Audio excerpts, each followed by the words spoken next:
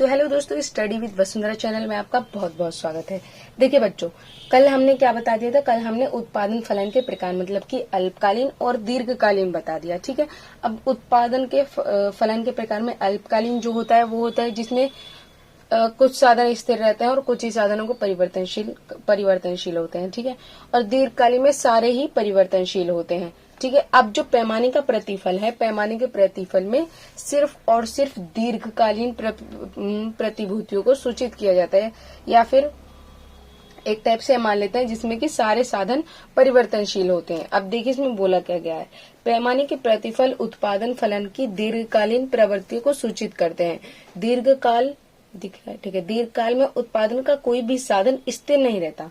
ठीक है, क्या बता रहे? दीर्घकालीन प्रवृत्ति को सूचित करता है। ठीक है, इसमें कोई भी साधन स्थिर नहीं रहता, सभी साधन परिवर्तनशील होते हैं। ठीक है, अतः उत्पादन के साधनों में परिवर्तन करके, मतलब उत्पादन के साधन मतलब कि पूंजी और श्रम ही तो होते हैं। ठीक है, उत्पादन के साधन में परिवर्तन करके उत्पादन के पैमाने से अभिप्राय, मतलब कि उत्पादन का जो पैमाना होता है उससे अभिप्राय साधनों की मात्रा से है। किससे? साधनों की मात्रा से है। और प्रतिफल से आशय भौतिक उत्पादन से है, मतलब कि जितना हमने पूंजी और श्रम बढ़ाए हैं उससे उसके प्रतिफल हमारा भौतिक उत्पादन कितना हो रहा है। ठीक है, अतः उत्पादन के सभी साधनों में समान अनुपात में परिवर्तन करने से उत्पादन में जो परिवर्तन होता है उन्हें प्रतिफल के नियम कहा जाता है। ठीक है, अब बस इसमें इतना ही समझ लीजिए। अभी देखिए, पहले तो इसमें क्या बताया, इसके जो तीन होते हैं, उत्पादन फलन की तीन अवस्थाएं होती हैं। कौन कौन सी होती हैं? पैमाने के बराबर प्रतिफल की अवस्था, ठीक है, पैमाने के स्थिर प्रतिफल की अवस्था, पैमाने के घटते प्रतिफल की अवस्था। ठीक है, अब देखिए पैमाने के स्थिर प्रतिफल की अवस्था क्या होती है। तो देखिए यहाँ है, पहले तो यह है पैमाने के बढ़ते प्रतिफल की अवस्था। ठीक है, अब देखिए कुछ भी नहीं है, आप अगर समझना चाहेंगे 2 मिनट में समझ आ जाएगा, लिख के भी आएंगे, क्योंकि बोर्ड के पेपर में ये करीबन, मैं बताऊं, ये अराउंड 10 नंबर का क्वेश्चन है ये। अगर आपने ये कर लिया तो आप वेरी शॉर्ट भी बन के आ सकता है, शॉर्ट भी कर सकते हैं, पर एक बार आप लॉन्ग को समझ लेते हैं तो आप सारे कर पाएंगे। ठीक है, और अगर आपने लॉन्ग ही नहीं समझा तो आप फिर शॉर्ट से भी कुछ नहीं कर पाएंगे। देखिए इसमें पता है क्या बोला जाता है? इसमें ये बोला जाता है जैसे कि आप श्रम और पूंजी को बढ़ा रहे हैं तो हमारा उत्पादन हमारा उत्पादन किस अनुपात में बढ़ रहा है। अगर ज्यादा बढ़ रहा है, जितना हम उस श्रम और पूंजी को बराबर के अनुपात में बढ़ा रहे हैं, उससे अधिक अनुपात में उत्पादन बढ़ रहा है, तो इसे बढ़ते प्रतिफल की अवस्था बोलते हैं। ठीक है, क्या बोलते हैं? बढ़ते प्रतिफल की अवस्था। इसमें देखिए क्या बोला है, जिस अनुपात में उत्पादन के साधनों में वृद्धि की जाती है, मतलब उत्पादन के साधन श्रम और पूंजी, ठीक है, दोनों में वृद्धि की जाती है।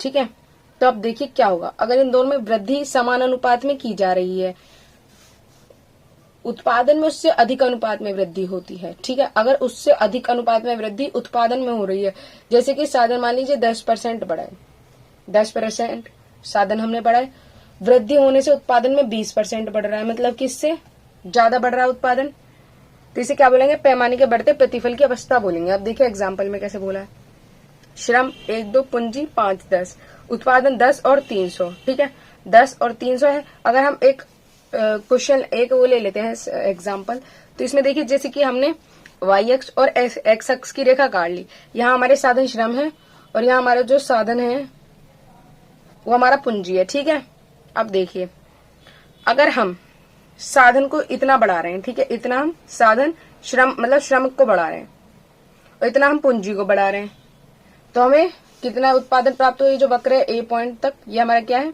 50 उत्पादन प्राप्त हुआ। ठीक है, 50 हमारा उत्पादन प्राप्त हुआ। और अगर हम और बढ़ाते हैं साधन को, पर पहले वाले से कम, ठीक है, पहले के अनुपात से थोड़ा कम अनुपात में बढ़ाते हैं साधन और पूंजी को, पर दोनों को समान अनुपात में कम में बढ़ाते हैं। ठीक है, परंतु हमें उत्पादन उससे अधिक ही प्राप्त हो रहा है। ठीक है, उससे अधिक प्राप्त हो रहा है। देखिए पहले ज्यादा बढ़ाने पर हमें 50 मिल रहा था, फिर हमने पूंजी और श्रम को कम कर दिया, फिर तब भी हमें उससे दुगना अनुपात में हमें उत्पादन प्राप्त हो रहा है। मतलब कि हम श्रम और पूंजी को कम करते जाएंगे और हमारा उत्पादन बढ़ता चला जाएगा, तो इसे क्या बोलेंगे? बढ़ते प्रतिफल की अवस्था बोलेंगे। पैमाने के बढ़ते प्रतिफल की अवस्था। आप इसका डायग्राम देख लो, अगर ऐसे पेपर में आए तो ऐसा बनाना। ठीक है, अब सेकंड वाला जो है इसको देखिए, सेकंड वाला जो है वो है पैमाने के स्थिर प्रतिफल की अवस्था। इसमें मतलब कि कोई चेंज ही नहीं होता, जितना हम श्रम और पूंजी को बढ़ाते हैं, जिस अनुपात में हम श्रम और पूंजी को बढ़ाते हैं उसी अनुपात में हमें उत्पादन प्राप्त होता है। ठीक है, जैसे कि इसमें लिख रहा है इससे जिस अनुपात में साधन में वृद्धि की जाती है उत्पादन में भी उसी अनुपात में वृद्धि होती है। मान लीजिए 10% साधन बढ़ाएं तो 10% हमारा उत्पादन बढ़ जाएगा। अब देखिए एक एग्जाम्पल ये रहा। ठीक है, देखिए आप देखिए पूंजी है और श्रम है। ठीक है, ये दोनों क्या है, साधन है। पहले हमने इतना बढ़ाया, जिस अनुपात में हमने इसे बढ़ाया उसी अनुपात में ये बढ़ाया, तो हमें से 50 प्राप्त हुआ। क्या प्राप्त हुआ, उत्पादन 50। अब फिर हमने जितना अनुपात में हमने पहले बढ़ाया था उतनी अनुपात में हम दोबारा बढ़ा देंगे, दोबारा बढ़ा दिया। अब देखिए इससे क्या हुआ, हमें 100 प्राप्त हुआ। उत्पादन हमें मतलब जितना हम पूंजी और श्रम को बढ़ाएंगे उतना ही हमें उत्पादन प्राप्त होगा। ठीक है, इसमें हम उत्पादन और पूंजी को कम करेंगे तो हमारा उत्पादन भी कम हो जाएगा। जितना हम उत्पादन और पूंजी को बढ़ाएंगे तो हमारा उत्पादन भी इतना ही बढ़ेगा। ठीक है, इसलिए इसे पैमाने के स्थिर प्रतिफल की अवस्था बोलते हैं। ठीक है, अब चलते हैं थर्ड वाले पे, या फिर आप एक बार सारणी भी पढ़ लो। सारणी के अनुसार श्रम और पूंजी की मात्रा दोगुनी करने पर उत्पादन में भी वृद्धि दोगुनी हुई है। ठीक है, इस अवस्था को नियम रेखा चित्र में सम उत्पादन वक्र की सहायता से दर्शाया गया है। आप चाहे तो ऐसे करके थ्योरी लिखिए तो आपके नंबर भी अच्छे मिलेंगे। ठीक है, अब चलते हैं थर्ड वाले। देखिए बच्चों, थर्ड वाला जो है वो कॉपी में नहीं है, पर मैं आपको समझा सकती हूँ। जैसे कि थर्ड वाली क्या है, पैमाने के घटते प्रतिफल की अवस्था। इसमें क्या होता है, इसमें जिस अनुपात में उत्पादन के साधनों में, मतलब कि दिख रहा है श्रम और पूंजी जो होती है हमारी, इसमें वृद्धि की जाती है। मान लीजिए इसमें 10% के अकॉर्डिंग वृद्धि की गई है, परंतु हमारा जो उत्पादन है वो हमें सिर्फ और सिर्फ 5% प्राप्त होगा। ठीक है, तो इसमें हम एक टाइप से देखिए, ऐसे करके आप एक टेबल बना लेना। इसमें आप लिख देना श्रम, पूंजी और उत्पादन। ठीक है, ऐसे करके लिख देना। ठीक है, आपको सिर्फ इतना करना है, श्रम, पूंजी और उत्पादन। उत्पादन फिर देखिए, श्रम अगर हमने श्रम 1 था और पूंजी 5 तो हमारा उत्पादन कितना हुआ, 100। और अगर मान लीजिए 2 श्रम हो गए, ठीक है, दुगनी अनुपात में इसमें बढ़ा दिया, मतलब कि 2 हो गए।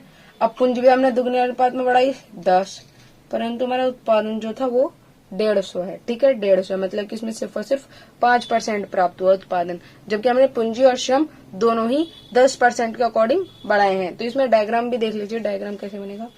तो देखिए जैसे कि ये हमने एक टेबल बना लिया। अब इसमें यहाँ हमारा पूंजी था और यहाँ हमारा श्रम था। ठीक है, अब देखिए, अब इसमें क्या बोला गया, श्रम और पूंजी हमने इस अनुपात में बढ़ाए, मान लीजिए इतना। ठीक है, तो हमारा जो पहला पॉइंट था वो था 100। अब हमने इसे दुगनी अनुपात में बढ़ाया, मान लीजिए यहाँ पे दुगने अनुपात में बढ़ाया, तो हमारा सिर्फ और सिर्फ 150 हुआ। वैसे ही बढ़ता चला जाएगा, ये थोड़ा गैप ज्यादा हो जाएगा, बस इसमें इतना डिफरेंस होगा और हमारा ये जो है वक्र दूर दूर हो जाएंगे। ठीक है, तो ये क्या हो जाएगा, पैमाने के घटते प्रतिफल की अवस्था। अगर आपको वीडियो अच्छी लगी तो लाइक कीजिए, शेयर कीजिए और आने वाले यूपी बोर्ड की तैयारी हमारे चैनल पर कीजिए। Thank you.